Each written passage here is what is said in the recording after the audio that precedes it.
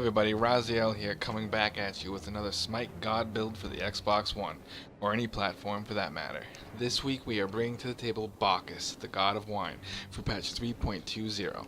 He fills the role of Guardian for the Roman Pantheon, and he's a wine-drinking, belly-flopping, barrel-chested, burst damage beast, and you'll find out in a little bit what the hell I mean by that. This video was intended for those just starting out with playing Bacchus, those who need a refresher with the god, or those who are just trying to clear their lane when this guy calls out cannonball, belly flops onto you and your support, belches all manner of nasty gas up on you, and slams his jug down, getting you all drunk if not killing you in the process. How friggin' rude. We will start out with his abilities, or kit as I call them, then go over relics and item build, and finish off with ability combos and fighting scenarios. If you liked the video, please hit that thumbs up and subscribe to the channel for future Smite guides. Also, feel free to leave a comment below requesting any future gods, or just to say hello for the hell of it. Also, I've set up a clan on the Xbox One called Victis. The description, or the spelling of the clan, will be down below in the description, and it's open to anyone if they feel like joining. Now, let's get into those abilities. Before we get started, I have to go over a little housekeeping that I have for every video. I play with the Savage layout on Xbox One, which may look different from what you're playing with if you're using the default button layout. Also, the PS4 has different buttons, the shapes, and the PC and Mac have a different UI altogether. So as such, from now on, I will be calling out his abilities as 1, 2, 3, and 4, with the 1 ability being all the way to the left, and the 4 or ultimate being on the right. Hopefully this clears up any possible confusion later on in the video when I'm going over his kit and his fighting scenarios and combos, etc., etc. Now let's get into his abilities here, shall we? His passive is called Drunkometer. It's a buff to himself, and as you can see, it actually has, it kind of looks like his little his passive meter down there by his relics, which calls out thirsty, tipsy, and smashed. As this meter goes up, he gains buffs to himself. When he crosses into the tipsy threshold, he takes 7% less damage and gains 10% magical power, or 10 magical power, not 10%, 10 magical power. That's not too bad, that's 1 or 2 chugs on low ranks. Smashed, when he becomes smashed, he takes 14% less damage and gains 30 magical power. That's a pretty cheap item right there as a buff, just from drinking from his jug of wine. So you just gotta get into that third, or the top third there on his passive meter, and he'll be smashed, and he'll be doing more damage and taking less damage as it goes, and that goes for physical and magical as well.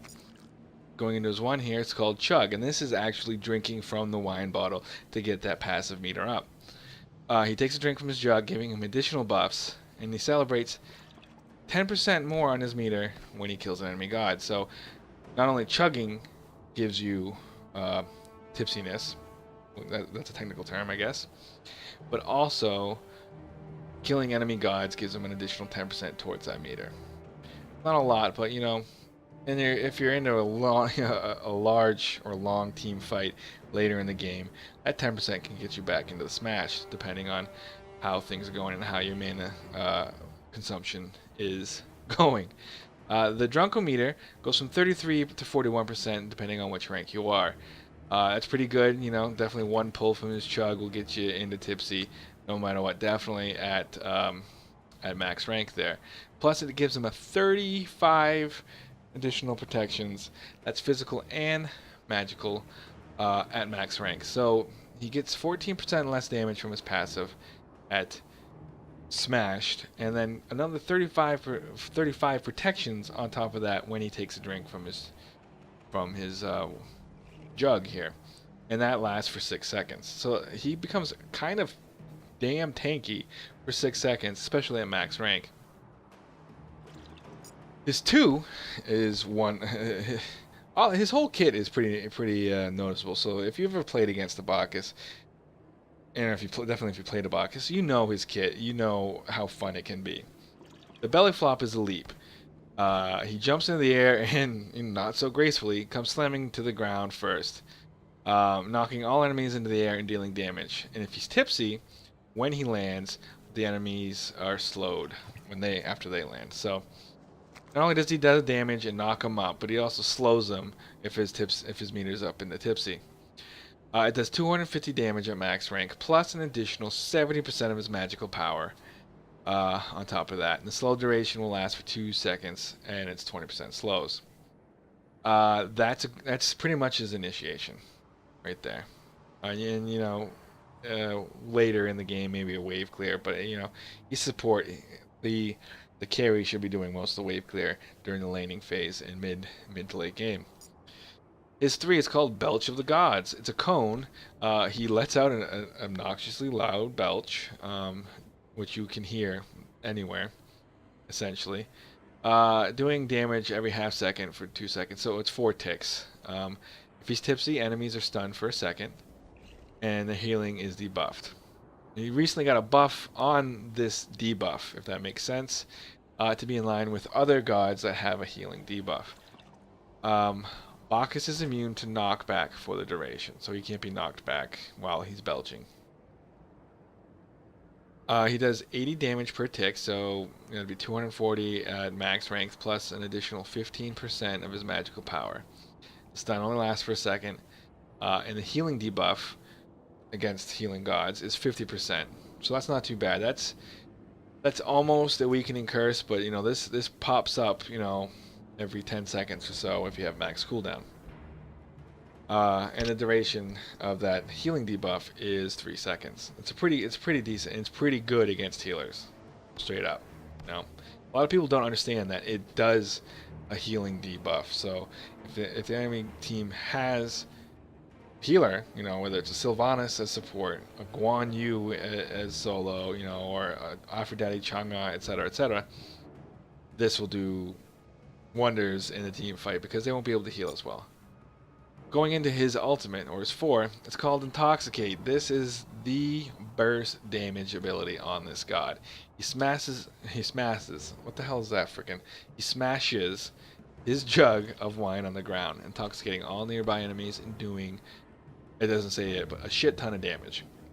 If he's smashed, Bacchus also gains magical power buff because of his anger over his lost wine, which, you know, everyone understands that. You spill it, and you're pissed.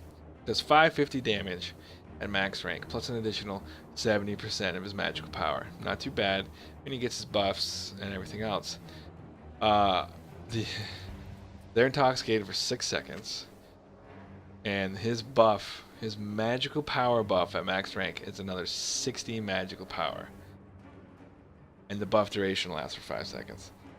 So if you initiate with this, and you come in with a belch or belly flop, or even just your basic attacks, because I think that has, you know, magical power has an effect on that as well, you're gonna be beasting on these guys after you get them drunk as hell.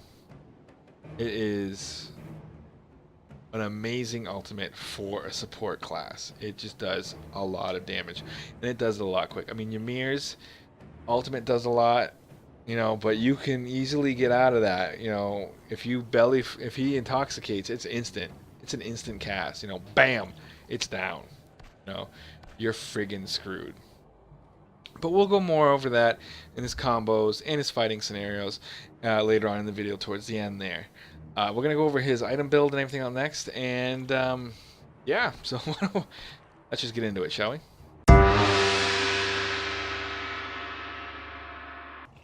Alright, so now we're going to go over his item build for primarily Conquest, but it can be used in any game mode essentially, except for Assault, because you can't go back to the fountain in that game mode. But you can use it in Clash, Joust, Arena even, etc., etc. But primarily this build will be for Conquest matches to start out with. We're going to go over the relics first here.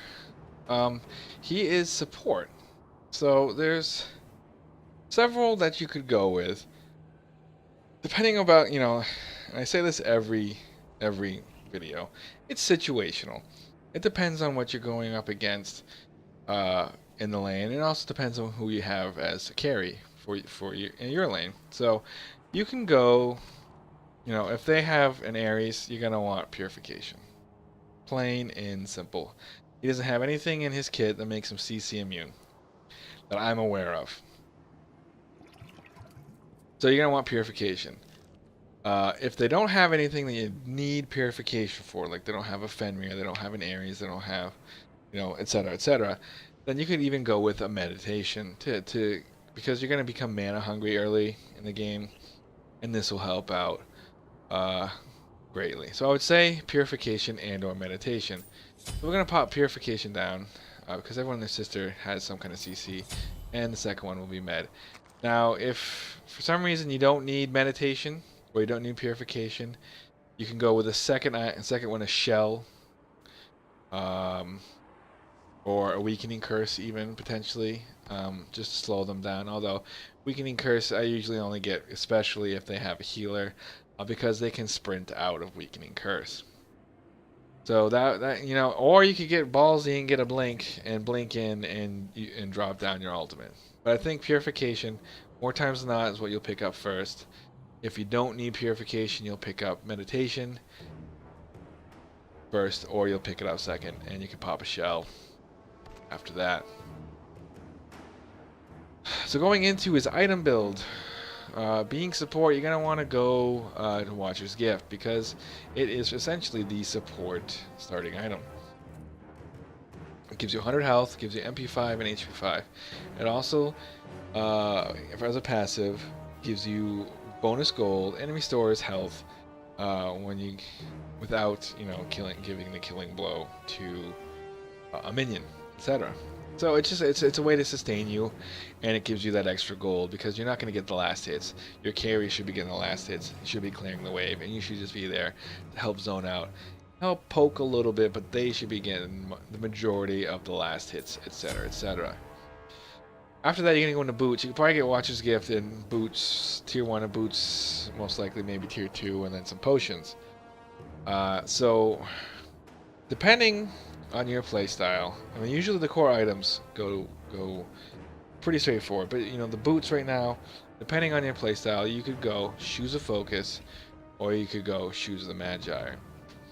If you're not too worried about mana or cooldowns, you can go into the Shoes of the Magi just to get that extra damage with the 70% scaling that you get from his 2 and his 4. Otherwise, you're going to want to go Shoes of Focus because it still gives you magical power, but it gives you that extra mana, it gives you some cooldown reduction as well. More times than not, I think, especially as you're learning the god, I'd go with this in order to get the cooldowns, to try to get those combos going, etc., etc. After that, you're most likely going to go into Breastplate of Valor. Gives you that extra, some more cooldown, gives you some more mana, and it gives you physical protection because their carry is primarily the one going to be pooping on you. Now, if for some reason they do have an Ares and he's just melting your face, you could go into Hide of the Urchin instead, get some stacks going, and get that extra protections. But I'll go Breastplate if you could. Definitely Breastplate over everything else for that cooldown.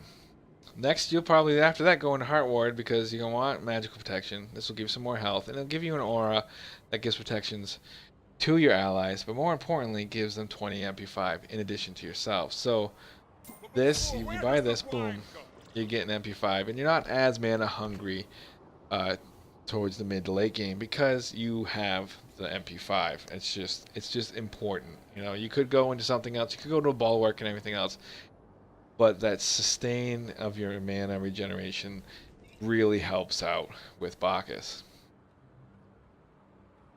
And after that, that's essentially his core items. So these are what you're probably going to want to go with every game. Again, after this is situational. You could go into a Wing Blade, which, minimizes CC against you, gives you a little bit of movement speed. The attack speed's not 100%, pertinent, but you'll be beating on him, especially if you hit him with a debuff from your ultimate and everything else. Your auto attack's going to help out, but he's not an auto attack god. He's a guardian, for crying out loud. That being said, you could use this for the CC reduction primarily. I'm more inclined to go with the Void Stone because it gives you more magical protection, which you could always use. gives you magical power, which you can always use, but also reduces the protections of enemies within 55 units by 20. Now this is good because you're going to be frontlining, and any gods essentially in the middle of a team fight are going to lose 20 protections from you straight up. So this will help you and your mid laner do that extra damage. And he does a lot of burst damage with his ultimate. So this will help out immensely in the team fights. Even one-on-one it'll help, but in the team fights it will, because all the gods are getting this debuff. After that, it's, again, you know, to make him tanky, you can go with Mantle of Discord. If you want to get crazy, you can go with Gem of Isolation, have that Belch just add a slow. Even though he has a slow in his kit, you can go with Soul Reaver, belly flop them, and just take a chunk of their friggin' health with them. It's all up to you. More times than not, I mean, going Mantle of Discord is probably the safest bet. Because it gives you a lot of protections. I mean, it overcaps you in cooldown reduction. But, you know, it has out that CC. If you don't go Breastplate of Valor, definitely go with this. If you go Hide of the Urchin instead of Breastplate of Valor, go with Mantle of Discord. If you go Breastplate of Valor, you might be inclined to go with Spirit Robe because it gives you CC reduction and cooldown reduction. This will not overcap you if you go Breastplate of Valor. This will get you up at 40, and you can see we are at the max with that. So if you go Breastplate of Valor, definitely go with, what is it called? Spirit Robe. If you don't go Breastplate of Valor, go Mantle of Discord. These will help you in the front line, just beating on the enemy, taking them out, and shitting in their cereal, pretty much is what it boils down to. So that's his kit. You know, just leave it right there on the left. Oh, if you haven't done it already, you're gonna want to sell Watcher's Gift, because at this point you're not really clearing the waves. You've already rotated. I mean, you might even sell this before you pick up Voidstone, you know. So you're gonna sell Watcher's Gift, and you could go again. You could go into the Wingblade, I think, because that didn't have any cooldown reduction, right? Where did that go? No, so you could go in the Wingblade, and that'll give you the CC reduction, which I don't see a stat for that, so that's not too bad. You could go into Bancrofts, you know, get some healing going. Magical, you know, Obsidian Shard. You could go into a straight damage item, I guess, to finish it out, essentially. That, you know, you go into Ethereal Staff, give you that little bit extra health. I mean, it's all up to you. It's all situational. I think I would go Bancrofts or Obsidian Shard. You know, just give you that extra damage. That kind of threw me off there that I forgot to watch this gift, so I apologize. But that, again, it's all situational. You could go Soul Reaver instead of Obsidian Shard, but this will get you some good damage. This will get you some good defense. I mean, he gets his buffs from his passive in his one. I mean, he's going to be a good frontlining god with this build. Try it out. Mix and match as you like. If you find a better build that you guys like, leave a comment below, and I'll try it out. Why the hell not, you know? And next we're going to be going over his combos and fighting scenarios, and it's going to be a blast.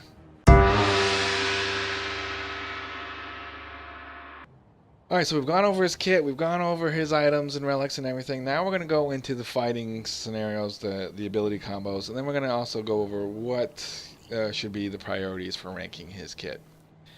So, you know, we're going to go over here over to Odin Squared. We're going to say hello, you know, let's give a little love to this guy because we usually don't beat on him that much. And then we're going to go over here. He hits up, you know, 90, straightforward. He's a Guardian. You know, Guardians can do a lot of damage, don't get me wrong. But for the most part with this build, he's there to be the tank. Take the brunt of the damage, be in the front line, push people out, zone them out, etc., etc. So, we're going to start out with chugging. As you can see, his tipsy meter, he's tipsy. It's highlighted purple down there. And he gets some buffs. I'm going to drink again, and you can see, you know, he's glowing because he's got that extra buff. So that's going to go away in a second. And now we're, you know, completely smashed. He's got bubbles flowing and everything else. You know, just keep an eye on that meter. You know, keep it topped off as much, excuse me, as much as you can, and that will be great. So the belly flop, you know, it's got some good distance. It can actually even go through walls. So it just can't, you know, you can't do it on a wall, but it can go through walls, and I'll demonstrate that here in a second. I'm going to get tipsy again. We're going to hit that Odin. I can't really see him. Let's see. Yeah. We're gonna hit that Odin through the wall, boom, and he's knocked him up and he's slowed as well. And we're doing a little bit extra damage against him. That's because we're tipsy now, I think. You know, we got that a little extra magical power. Now I'm gonna belch. You can see the belch here. It's a pretty good cone, right? And he's just burping. It's not too hard to keep him in that, and that's annoying as hell if you're going against it, essentially. One way to counter that is, since it's in a cone, try to get as close to him as you can, you know. If you can get off to the side, you're not going to get hit with that belch. I mean, granted, any Bacchus guy can just go whoop and get you, but whatever, you know. That's how you would essentially try to counter that. And then, oh, so that's that. And then his ultimate. It's a pretty big area effect. You can see, can I get both of them in here?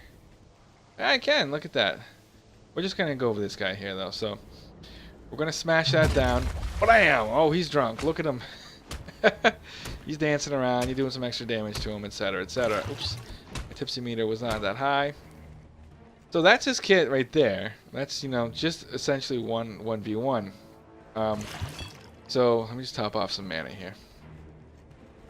Now, fighting scenarios and combos here, it depends on what you're going against. You want to be, if he's an aggressive type of god, he can be an aggressive type of god if you're comfortable with him. What that means is you can just push him out. You can initiate with the belly flop. You can initiate with the belch. You know, you could do two things. There's two methods here, not even including the ultimate here. So you can belly flop in, belch, and then you and your carry can beat on him. That does a lot of damage. It may not kill him off the bat, but it will definitely make them run under tower, even potentially back, which will let you potentially push a wave in as well. The more they lose in golden experience, the better off you guys are, because you'll get that extra gold, that extra experience, and be able to do that extra damage. Another way to do it is just get up in their face and belch. And once they're stunned, belly flop onto them, knock them up, boom, boom, boom.